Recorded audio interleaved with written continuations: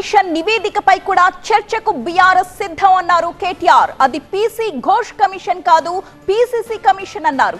కాళేశ్వరంతో పాటు రైతుల సమస్యలు, వ్యవసాయ సంక్షోభం, వరదలపై ప్రభుత్వం చర్చకు అనుమతించాలని 15 రోజులకు మించి సభ నిర్వహించినా సహకరిస్తామని అంటున్నారు కేటీఆర్.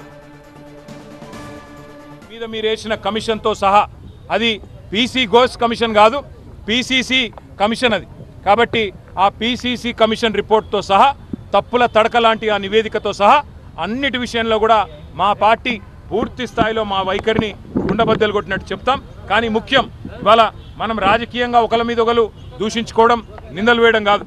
అన్నిటికన్నా ముఖ్యం 70 లక్షల మంది రైతులు ఇవాళ అవస్థల్లో ఉన్నారు. మీరు రైతు బంధు ఇయ్యరు, రుణమాఫీ చెయ్యరు, సకాలంలో ఎరువులు ఇయ్యరు, విత్తనాలు ఇయ్యరు, ఆఖరికి రైతులు ఆత్మహత్యలు చేసుకునే పరిస్థితి, 600 మంది చచ్చిపోయే పరిస్థితిని కాంగ్రెస్ ప్రభుత్వం కల్పించింది. అందుకే ఈ ఎరువుల విషయంలో కేంద్ర ప్రభుత్వ వైఫల్యమా, రాష్ట్ర ప్రభుత్వ వైఫల్యమా, అదేవిధంగా రాష్ట్రంలో 2 లక్షల ఉద్యోగాల విషయంలో కూడా మీరు ఇచ్చిన మాట తప్పి ఏదైతే తెలంగాణ యువతను మోసం చేస్తున్నారో వాటి విషయంలో కానీ, 6 గ్యారంటీల చట్టబద్ధత విషయంలో కానీ, అన్నిటి విషయంలో తప్పకుండా పూర్తి స్థాయి చర్చ జరగాలి. అంటే 15 రోజుల పాటు కనీసం శాసనసభ నడపండి. ఎరువుల విషయంలో మేము తప్పకుండా వాయిదా తీర్మానాలు కూడా ఇస్తాం. 2 లక్షల ఉద్యోగాల విషయంలో కూడా వాయిదా తీర్మానాలు ఇస్తాం. ప్రభుత్వం నుంచి స్పష్టమైన సమాధానం రాబట్టే ప్రయత్నం కూడా చేస్తాము.